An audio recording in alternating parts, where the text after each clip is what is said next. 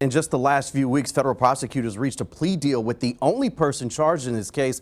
That person is not the former police chief in the town of Lynn, but an ammunition dealer, according to federal prosecutors. So here's the information we know. The plea deal for that ammunition dealer says the dealer needed to find a police chief who would falsely indicate that API ammunition, those are specific armor-piercing bullets, was being purchased by his police department. The document says the dealer and James Bushy, who at the time was the police chief in the town of Lynn, agreed the town of Lynn Police Department would be compensated with funds to purchase squad cars and other supplies if Bushy signed a fake purchase order for the otherwise illegal to import ammunition.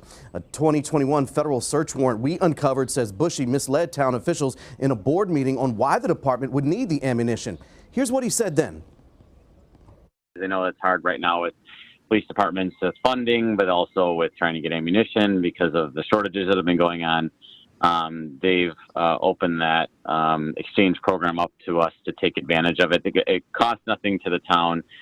We can actually get ammunition, which is hard to do right now. I just double checked with the ATF to make sure that everything looked good on their side of things, and they informed me that it did. So I guess we just wanted to make sure that the board was okay with that, and the protective services, everybody seemed to be fine with it too. So that's why we're here tonight, to get approval from the board on moving forward.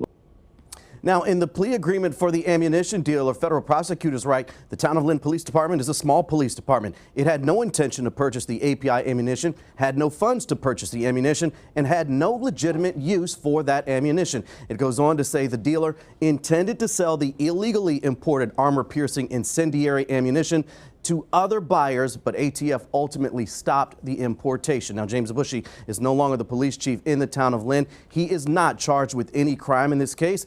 He did not return multiple voicemails and an email seeking comment about being named in the conspiracy. Deanna. Now, Derek, the former chief is not charged, like you mentioned, but what do we know about the ammunition dealer who is? His name is Darren Dowd. He's pleading guilty to conspiracy according to federal court records. And as part of his deal, he agreed to cooperate with the government in its investigation and testify for a grand jury and any potential future trials. Deanna.